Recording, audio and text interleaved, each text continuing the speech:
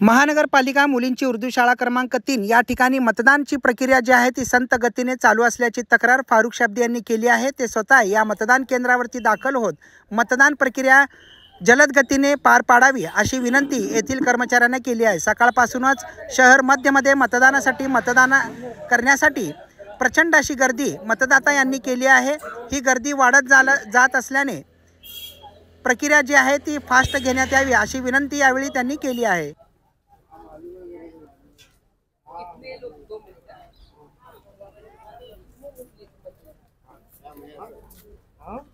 क्या बोल रहे हो?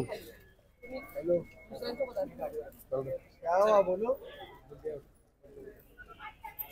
क्या बोल रहे हैं? हाँ